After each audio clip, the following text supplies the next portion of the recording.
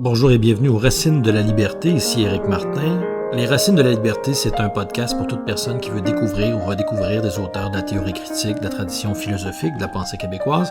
Nous avons consacré 2 épisodes à Marcel Rioux, 2 autres à Cornelius Castoriadis. Nous avons parlé de la relecture de Marx à travers la critique de la valeur. Ce 6e épisode aujourd'hui va être consacré à la revue Parti pris, une revue québécoise qui cherche à comprendre l'aliénation du peuple québécois.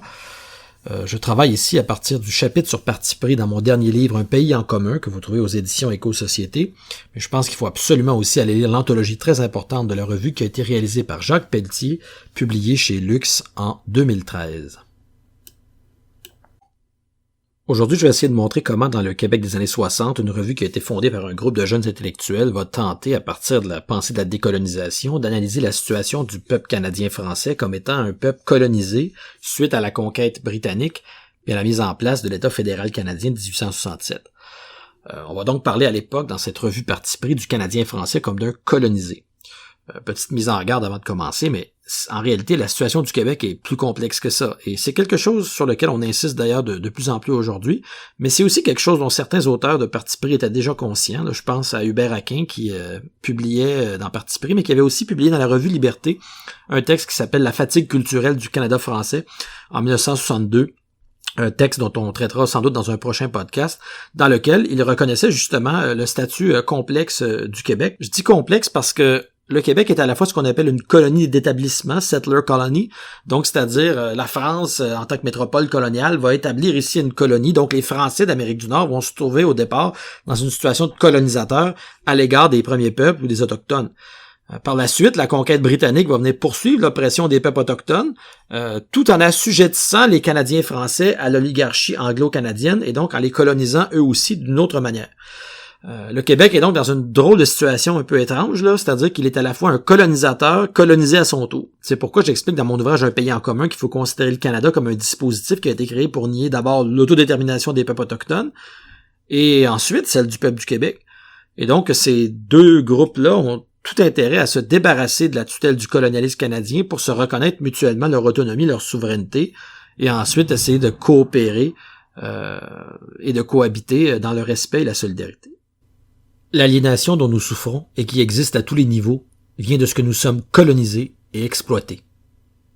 C'est comme ça, par la citation que je viens de faire, que l'équipe de Parti pris décrit la situation au Québec dans le texte de présentation de la revue en 1963.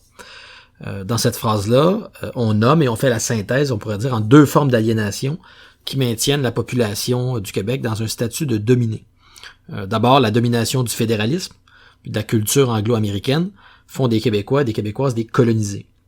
Mais cette domination coloniale va se croiser avec l'exploitation des classes travailleuses par les capitalistes, à l'époque qui sont majoritairement des anglophones d'ailleurs. Ce à quoi aussi il faut ajouter, 3e problème, la domination de l'Église et de la religion qui encourage la soumission à l'autorité, à l'État, décourage toute forme de remise en question de la domination.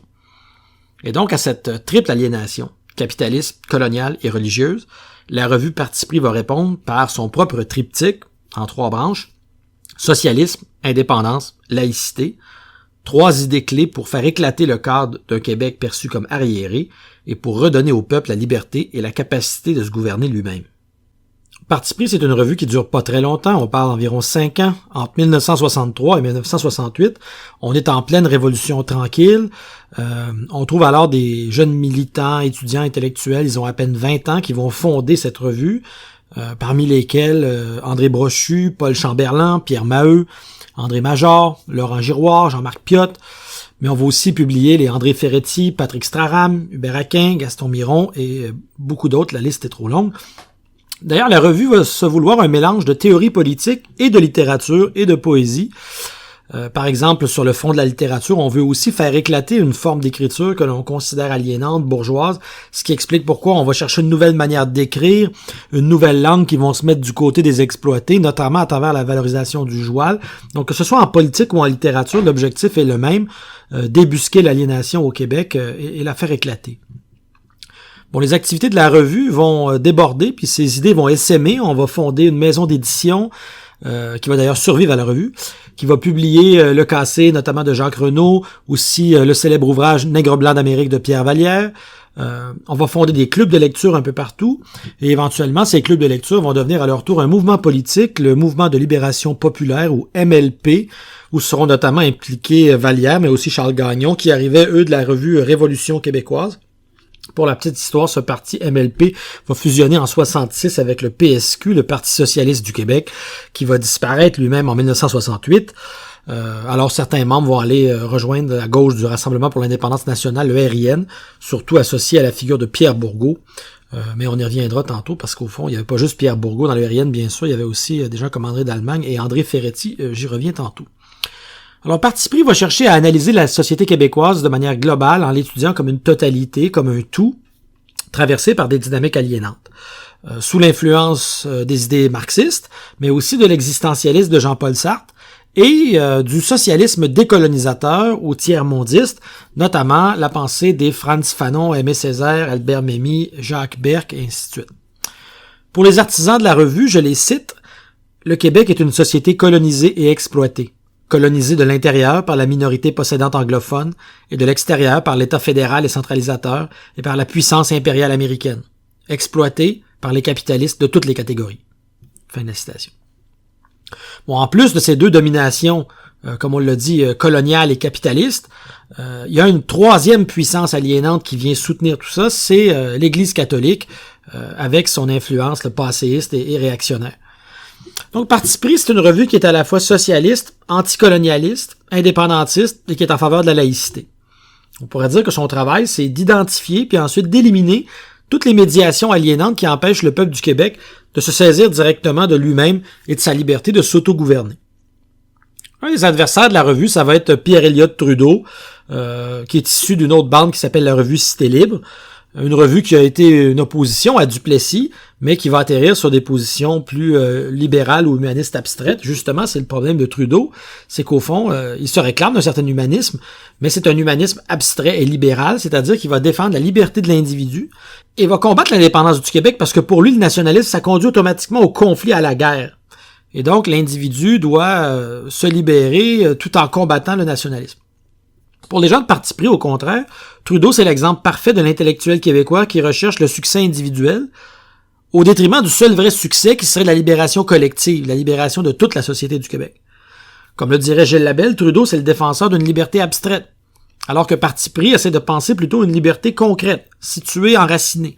C'est-à-dire que la liberté peut pas être pensée strictement du point de vue de l'individu ou de l'émancipation individuelle. Il faut penser à partir d'une dialectique entre l'individu, la collectivité, le pays en entier, la totalité. Bon, Parti pris va se livrer à toutes sortes d'analyses pour décrire comment des formes d'aliénation et d'exploitation servent à maintenir en place une étrangeté à soi qui doit être dépassée par une révolution, qui doit transformer les rapports sociaux puis assurer la mise en place d'une société juste au Québec.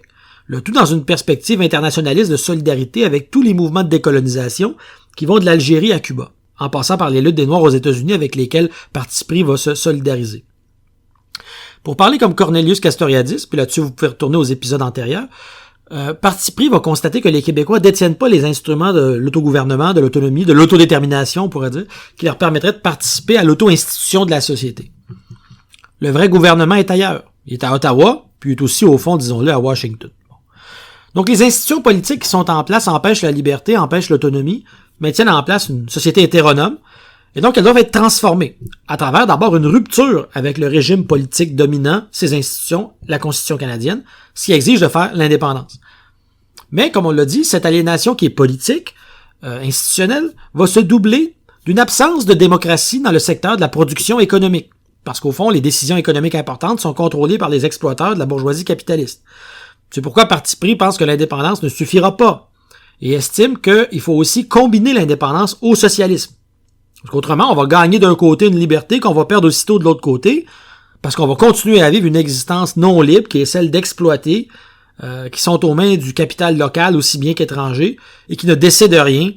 Dans ce qui concerne les décisions économiques d'importance, elles vont toujours être prises par d'autres, par des patrons, par l'oligarchie. Donc la vraie liberté, pour les gens de Parti pris, suppose non seulement la destruction de la domination étatique coloniale, mais aussi la destruction de l'exploitation capitaliste. Le tout au profit de ce que certains auteurs vont appeler, comme Gabriel Gagnon ou Luc Racine, vont nommer un socialisme autogestionnaire. Puis là-dessus, je vous renvoie à nos épisodes sur Marcel Rioux. Donc le but, c'est faire l'indépendance pour en parvenir à l'autogestion. Bon, bien sûr, il y a certains textes là, qui défendent plutôt un socialisme classique, un socialisme étatique, planificateur, centralisé. Mais beaucoup d'autres textes dans Parti pris vont défendre un socialisme autogestionnaire décentralisé pour parvenir à une société autogérée fondée sur la coopération, non seulement dans le secteur de l'économie, mais dans d'autres secteurs, même comme l'éducation. D'ailleurs, c'est aussi lié à l'idée de laïcité. On veut soustraire le contrôle de l'éducation aux communautés religieuses, qui, elles, dispensent une éducation autoritaire, hiérarchique, qui encourage l'ignorance, la soumission, pour repenser une éducation égalitaire au service de la création et de la liberté. C'est pour ça que l'indépendance ne peut pas être pensée sans la jonction avec le socialisme, ni sans la laïcité. Les trois vont ensemble et ne peuvent pas être séparés pour Parti pris. Je cite les auteurs de la revue. L'essentiel pour nous est de nous libérer de ceux qui, à l'intérieur comme à l'extérieur du Québec, nous dominent économiquement et idéologiquement et profitent de notre aliénation. L'indépendance n'est qu'un des aspects de la libération des Québécois par la Révolution. Nous luttons pour un État libre, laïque et socialiste. Donc une indépendance qui laisserait intactes les autres formes d'aliénation, soit économiques ou religieuses, ne serait qu'un leurre, une imposture, selon les artisans de la revue. Donc le programme de la revue est clair, identifier quelles sont les structures ou les institutions qui servent à maintenir la domination, qu'elles soient politiques, coloniales, économiques, religieuses, culturelles, linguistiques, idéologiques, alouettes, et par la suite, démystifier ces institutions et passer ensuite à l'action pour transformer ces structures, ces institutions, en mettant des nouvelles institutions. On peut prendre l'exemple des discours traditionnalistes ou religieux par lesquels on essaie d'encourager les gens à se soumettre à l'ordre établi. On va les démystifier et on va démontrer qu'ils sont porteurs de domination et de violence malgré leur visage humaniste. Et par la suite, une fois que cette démystification est opérée, on va encourager les gens à se révolter contre les institutions qui s'appuient dessus, soit l'Église ou l'État, ou le capital. Tant que le Québec reste pris avec des institutions monarchiques britanniques capitalistes, le prolétariat québécois ne pourra jamais être le sujet autonome de sa propre inscription dans le monde objectif. Il va demeurer à l'état d'un objet dominé par le sujet capitaliste ou le sujet colonisateur. Donc, il doit passer du statut d'objet à celui de sujet. Sinon, il ne pourra jamais s'objectiver, s'inscrire dans le monde objectif. Pour reprendre Frank Fischbach, il est privé de monde. C'est un sujet sans objet, parce que toute l'objectivité extérieure est contrôlée par les dominants. Donc, qu'est-ce qui reste au Québécois s'il ne peut pas s'inscrire dans l'environnement objectif? Il lui reste le repli culturel, puis le refuge, entre guillemets, dans la sphère familiale, parce que toute la vie publique lui est inaccessible en tant qu'il est colonisé. C'est Gaston Miron qui racontait que, je pense que c'était à Sainte-Agathe, quand l'été arrivait, les touristes anglophones arrivaient, et donc dès qu'il sortait de chez lui, il devait parler en anglais, et donc il ne pouvait pas mener une vie publique à l'extérieur de la maison en français parce que c'était tout colonisé par l'anglais. Bon, c'est un bel exemple de comment, à l'époque, il était difficile même de vivre au quotidien en français dans certaines circonstances. Mais la sphère familiale est elle-même soumise à une morale religieuse et pieuse qui décourage toute forme de critique en disant qu'il faut accepter son sort, accepter qu'on est né pour un petit pain, comme on dit, qu'il faut attendre son salut du ciel. Donc pourquoi se libérer, pourquoi se révolter s'il suffit au fond de prier et d'attendre? Alors, éventuellement, les jeunes des années 60, comme l'explique Pierre Maheu, comme l'expliquent les fondateurs de Parti pris, vont commencer à se révolter. D'abord individuellement, à se révolter contre l'ordre établi dans lequel ils sont, une société sclérosée. Mais très vite, les jeunes vont découvrir la limite de la révolte individuelle. Parce qu'ils ont peu de choses en commun, mis à part le refus de ce qu'il y a, mais ça rend très difficile de former des groupes qui aient une unité si on s'entend sur rien à part ce qu'on refuse. Pour Maheu, d'ailleurs, ça révèle à quel point la colonisation a laissé les Québécois avec un vide intérieur et un mal-être. Ils ont de la difficulté à se définir parce qu'ils sont vides à l'intérieur. C'est pourquoi Maheu, qui est influencé par ici Jean-Paul Sartre dans la critique de la raison dialectique, va dire qu'il faut passer de la révolte à la révolution. Pour lui, la révolte, c'est un refus individuel ou subjectiviste de l'ordre établi, alors que la révolution, c'est une action collective à partir d'une compréhension commune de ce qu'est le Québec, de ce qui l'aliène et de ce qu'il doit devenir. Et cette révolution doit transformer les structures objectives qui maintiennent l'aliénation. Donc, on passe de la révolte individualiste à une révolution qui va viser une transformation objective des institutions. Pour le dire autrement, on passe de la négation critique de l'existant à une création institutionnelle. Ainsi, la société, actuellement dépossédée de ses organes essentiels, pourra les récupérer. Puis une fois qu'elle aura levé ces obstacles, la communauté politique va pouvoir se réapproprier son être, sa substance, et pourra agir en fonction de la solidarité, se fixer des buts collectifs qui sont plus entravés par la domination. Bon, évidemment, ici, on entend là, être, communauté, substance. Qui fait partie de cette communauté, de ce peuple, de ce nous? Tous ceux, dit Jacques Brault dans Parti pris, qui, je le cite, choisiront d'être Québécois, qui consentiront à ce nous, à la totalité fondamentale de nos réciprocités. Alors ici, il nous dit pas que c'est sur la base de quelque appartenance ethnique, religieuse. Je le cite encore. Francophones, anglophones, italophones, germanophones, aphones, tous ont un droit inaliénable à se choisir québécois. Ce qui ressemble à ce que dira plus tard Pierre Bourgault. Je le cite. Qu'est-ce qu'un Québécois? C'est quelqu'un qui veut l'être. Quelqu'un qui assume le passé, le présent et l'avenir du Québec. Donc, il y a quelque chose de très important dans ce que dit Pierre Maheu. À savoir que l'émancipation peut pas seulement être conçue comme une libération de la personne individuelle qui s'arracherait à la société, mais suppose de transformer, modifier, supprimer certaines conditions objectives qui produisent l'aliénation sociale afin de réconcilier l'individu et la société. Pour dire les choses autrement, si actuellement l'aliénation nie la société québécoise, celle-ci peut, et là je parle un langage hegélien, nier ce qui la nie. On appelle ça une négation de la négation. Et se réapproprier l'objectivité sociale. À ce moment-là, ce qui était un groupe contestataire ne sera plus opprimé par la société. Au contraire, il va s'être réapproprié l'objectivité sociale, il va être devenu la société. Mais tant que dure l'aliénation, cependant, les Québécois vont être rejetés en dehors de leur propre société. Et donc encouragés à se réfugier dans la religion, la tradition, la famille, pour mieux se consoler de ne contrôler aucun des leviers politiques ou économiques décisifs. Ce sera la même chose d'ailleurs en ce qui concerne le secteur des arts, comme va le dire Hubert Aquin. Les dominants aiment beaucoup qu'un dominé s'exprime dans des chansons, dans la poésie. Ça leur rend divertissant. Que ce soit des shows de la Saint-Jean ou des powwows autochtones, Ottawa va les subventionner. Parce que c'est inoffensif. Tant que ça se traduit pas par des revendications politiques concrètes, tant que ça reste de l'ordre de l'expression, ça peut même être encouragé par le dominateur. De toute façon, comme le dit Aquin, celui qui va se consacrer aux arts va être maintenu déficitaire parce que c'est pas payant. Et donc le dominant, ça le dérange pas, c'est pas des secteurs d'activité très payants. Et ça conduit surtout à aucune transformation palpable des institutions politiques ni de l'économie. C'est pourquoi, dans un texte très surprenant, qui s'intitule « Profession écrivain », qui a été publié dans le numéro 4 en janvier 1964 dans la revue Parti pris, Hubert Aquin dit « Je sais que je suis doué pour les arts, c'est parce que je suis dominé que je suis doué, au même titre que mon peuple est dominé. Et ça fait bien l'affaire du dominateur, car, je le cite, le talent du dominé provient de l'envie de faire la révolution n'importe comment en art, faute de pouvoir la faire dans l'histoire. À défaut de réalité, on produit des symboles.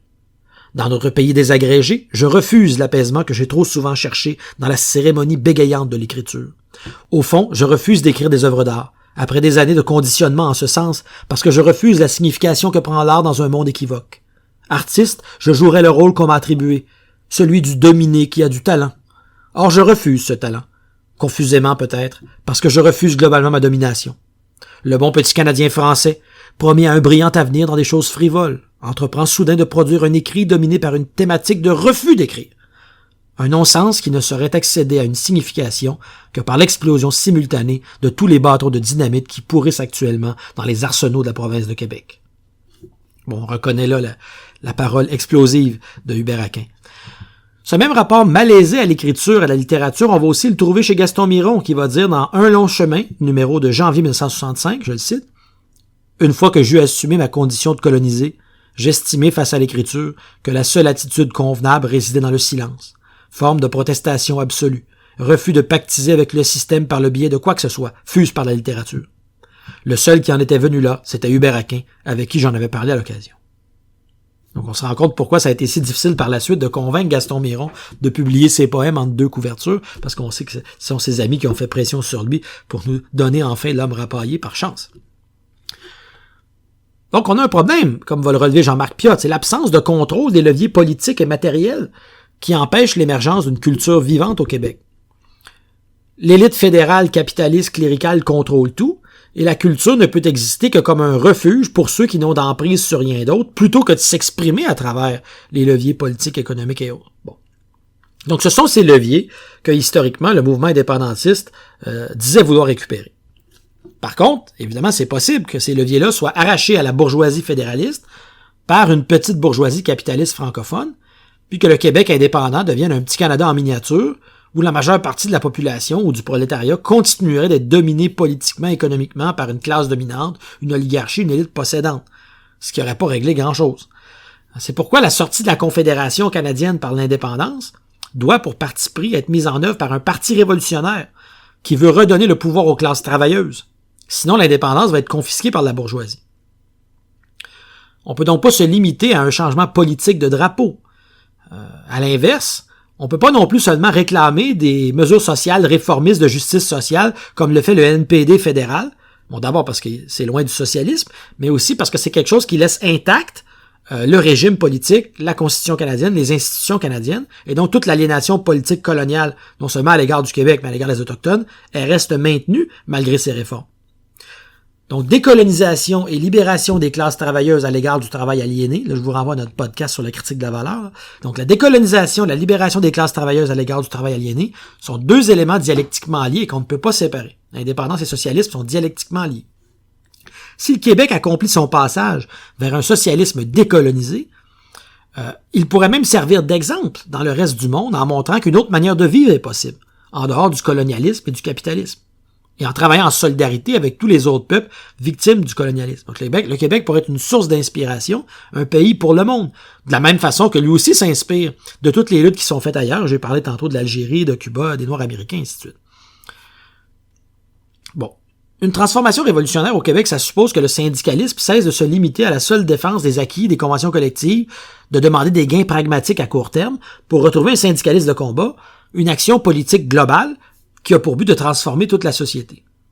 Si on veut atteindre le socialisme autogestionnaire, comme le dit Gabriel Gagnon, ça ne peut être que par la formation d'un parti politique populaire, socialiste, décolonisateur, qui s'appuierait sur les éléments combatifs du syndicalisme, mais aussi sur le mouvement étudiant. On sait que c'est un mouvement important au Québec, si on le sait. C'est à travers l'action réussie d'un tel parti ou instrument que la personnalité québécoise, pour le moment qui est empêchée d'advenir, pourrait enfin se réaliser, pour reprendre les mots de Jean-Marc Piot, et atteindre la libération, la création de soi. Alors on voit que donc l'indépendantisme de parti pris est un indépendantisme anticolonial et socialiste qui est tout à fait à l'opposé du nationalisme réactionnaire ou traditionnaliste, mais qui est aussi plus radical que certaines formes de néo-nationalisme petit bourgeois qui, à l'époque, pouvaient, par exemple, se retrouver davantage dans la revue Liberté. Donc, pour les auteurs de parti pris, c'est clair qu'il ne peut pas y avoir de socialisme sans indépendance, ni d'indépendance véritable sans socialisme. D'abord parce que le socialisme dans une seule province, il se heurterait invariablement à une domination extérieure qui chercherait à le faire échouer. Qu'à l'inverse, un indépendantisme bourgeois laisserait intacte l'aliénation capitaliste, l'exploitation, la non-liberté pour le plus grand nombre. On peut penser d'ailleurs au Parti québécois qui finalement, là-dessus on peut lire le Jacques Gélina, le néo-libre-échange, comment le Parti québécois s'est fait rouler dans la farine par les États-Unis avec le libre-échange, etc., parce qu'il n'a pas été assez critique du capitalisme, du néolibéralisme. La période Lucien Bouchard, déficit zéro, donc comment le PQ s'est abîmé finalement dans une absence de critique de l'économie dominante, pour voir à quel point c'est absolument important de faire la jonction entre indépendance et critique du capitalisme. Bon, tantôt j'ai parlé de Pierre Bourgault, j'avais promis de revenir sur Ferretti, parce que Pierre Bourgault avait beau avoir un style oratoire emphatique pour lequel il était reconnu, il était quand même plus modéré politiquement dans le RIN que quelqu'un comme André Ferretti, qui représentait davantage l'aile gauche du parti, et qui était d'ailleurs une des rares femmes à publier dans Parti pris avec des gens comme Thérèse Dumouchel ou André Benoît. C'était un problème. La revue accordait peu de place au texte des femmes. On en discutera lors d'un prochain épisode sur le FLF, le Front de libération des femmes. Mais donc, c'est Ferretti qui, dans le RIN, défendait la ligne plus radicale qui veut associer la libération du Québec, la décolonisation, la lutte contre l'impérialisme américain. D'ailleurs, on trouve un texte de Ferretti dans l'anthologie de Jacques Pelletier sur ces questions-là. Selon Ferretti, les États-Unis dominent Ottawa, qui sert de relais à l'impérialisme US, puis qui domine par la suite le Québec. Donc, les États-Unis dominent Ottawa, qui domine Québec. La petite bourgeoisie québécoise, son rêve, c'est se débarrasser d'Ottawa. Parce qu'au fond, elle veut être calife à la place du calife, c'est-à-dire elle veut prendre la place des bourgeois anglophones, puis avoir le privilège, en tant que francophone, de servir de relais au libre-échange, aux Américains. Comme je disais tantôt, c'est le triste sort du PQ. Alors que pour Ferretti, il faut aller beaucoup plus loin que ça. Pas seulement se contenter de remplacer une bourgeoisie par une autre. Il faut combattre aussi bien les États-Unis que la bourgeoisie canadienne-anglaise d'Ottawa, que la bourgeoisie ou petite bourgeoisie francophone, le tout à partir d'un parti des travailleurs et travailleuses. Donc, pour Parti pris, la libération, elle sera l'œuvre des classes travailleuses opprimées, qui devront renverser plusieurs couches de domination impérialiste qui se sont empilées historiquement. Ceci dit, comme le disent aussi bien Maheu que Chamberlain, la révolution n'est pas le fait d'une conscience malheureuse, d'une liberté naturelle qui devrait refuser tout ce qu'il y a à l'extérieur d'elle. Au contraire, la subjectivité doit aller au-devant du monde pour reconnaître des liens qui la constituent, des appartenances à un lieu, un espace, un temps concret, un territoire, une culture, un univers symbolique, une communauté politique vivante, dans ce cas-ci le Québec. Le refus du Canada, et même du Québec bourgeois, ne conduit pas les gens de parti pris à considérer la nation ou la culture québécoise comme des fictions dont il faudrait se débarrasser. C'est au contraire en revendiquant l'appartenance, non seulement à la classe du prolétariat, mais à la culture et à la nation québécoise, qu'on peut faire la révolution à partir d'un enracinement concret. C'est ça la différence entre une révolte abstraite et une révolution pensée à partir d'une liberté qui se veut concrète, qui ne veut pas rompre avec sa société, mais qui veut au contraire approfondir son lien avec elle, par-delà l'aliénation qui empêche la réconciliation. Déjà chez Marx, l'individu doit comprendre qu'il ne peut pas se sauver tout seul, qu'il doit agir en développant la conscience de classe, se rendre compte qu'il appartient à une classe sociale et que ses problèmes sont grosso modo les mêmes que les autres prolétaires. Le parti pris va plus loin, ajoute une autre appartenance. L'individu canadien-français ou québécois ne peut pas se libérer contre la culture ou la nation, mais en même temps qu'elle. C'est en libérant la collectivité que la personne crée les conditions de sa propre libération. Les deux sont, encore une fois, dialectiquement liés. Libération personnelle, libération collective. Donc, la libération, ce n'est pas une affaire subjective. Ça implique de libérer une société comprise comme une totalité. Le tout en solidarité avec d'autres sociétés qui accomplissent le même mouvement, donc de manière internationaliste. Quand on dit l'internationalisme, une réconciliation de l'humanité où les cultures ou les sociétés particulières ne seront pas supprimées. On ne va pas tous devenir les mêmes. Chaque société pourra continuer de manifester sa manière d'être singulière, sa couleur locale, on pourrait dire. Sa créativité, et bien sûr, ces sociétés changent, évoluent dans le temps. L'important, c'est qu'elles articulent entre elles un rapport de coopération, puis un rapport d'égalité, un rapport d'ouverture à l'autre. Alors, pour Chamberlain, Paul Chamberlain, il faut aussi bien se méfier du nationalisme sentimental que de l'antinationalisme. Les nationalistes sentimentaux, c'est ceux qui parlent du Québec avec la main sur le cœur, mais qui sont insensibles aux contradictions, aux injustices qui plombent la société. Comme disait Michel Chartrand, ce sont des nationaleux qui disent défendre la langue, mais qui laissent crever ceux qui la parlent. Pour Chamberlain, une indépendance qui serait accomplie uniquement par nationalisme sentimental laisserait intact des conflits, des contradictions qui doivent être dépassés. Bon, c'est pas dur de voir le lien entre cette critique-là et celle qu'on pourrait faire aujourd'hui à un nationaliste conservateur qui est incapable, semble-t-il, de critiquer d'autres formes de domination ou d'injustice, qui au fond ne fait jamais la critique du capitalisme et tape à qui mieux sur l'immigration. Bon. Le problème, dit Chamberlain, c'est que l'attitude inverse est aussi problématique. Et souvent, d'ailleurs, cette attitude inverse est causée par une réaction allergique au nationalisme réactionnaire. Je cite Paul Chamberlain. Par ailleurs, certains antiséparatistes se figent dans leur attitude par crainte d'une telle mystification. Ou plutôt, ils craignent que le nationalisme, comme sentiment, obnubile la conscience nationale par rapport à ses problèmes réels. Dans le mouvement séparatiste, ils redoutent l'oubli des tâches sociales et politiques concrètes qu'implique une révolution nationale. Ils se refusent à l'idée de l'indépendance en raison même des entreprises sociales que nécessite le développement de la nation. Nous pensons que ces deux attitudes méconnaissent également la complexité de la situation. Nous estimons qu'on ne peut dissocier la libération nationale de la solution des problèmes sociaux, économiques et politiques de la nation. La seule façon de dépasser le nationalisme, c'est de mettre en marche et d'accomplir la révolution nationale. Cette révolution, pour être efficace, ne peut être que sociale. Bon, il me semble que cette citation de Chamberlain est assez lumineuse. Elle est tirée d'un article qui s'appelle « Aliénation culturelle, révolution nationale » dans Parti pris, novembre 1963. Donc oui, il faut critiquer selon lui le nationalisme sentimental ou réactionnaire, mais la seule manière de le dépasser, c'est pas d'abandonner l'indépendance du Québec pour se replier seulement sur la défense des questions sociales ou des droits individuels.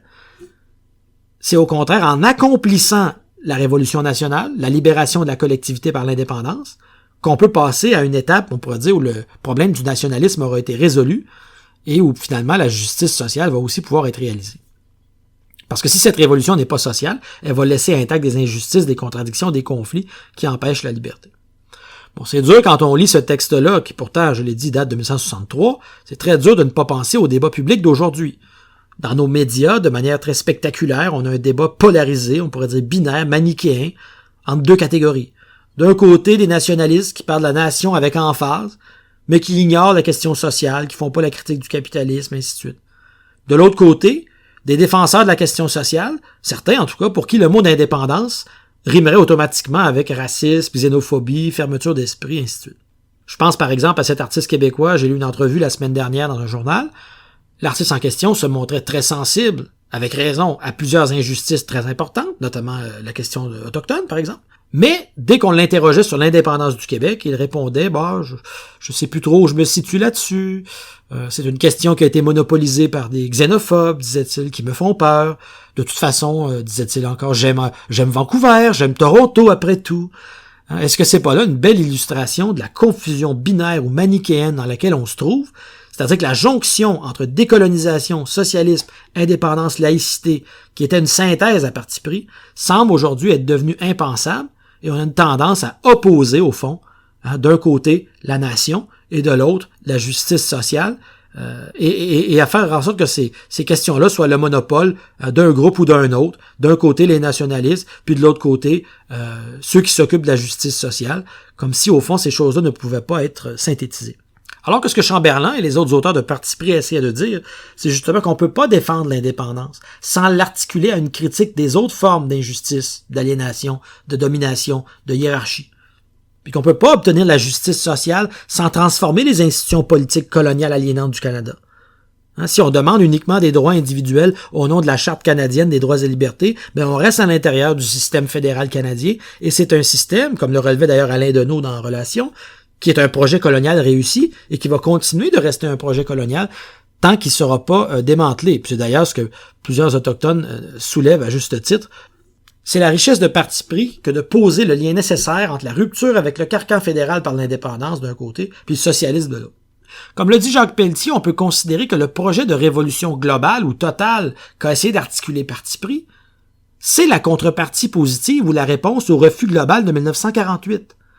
Le refus global nous a dit à quoi il fallait dire non. Le Québec arriéré, le Québec autoritaire, le duplessisme. Mais c'est Parti pris qui, par la suite, va esquisser les lignes de ce à quoi il faut dire oui. Ce pourquoi, selon les auteurs de cette revue, il faut s'engager.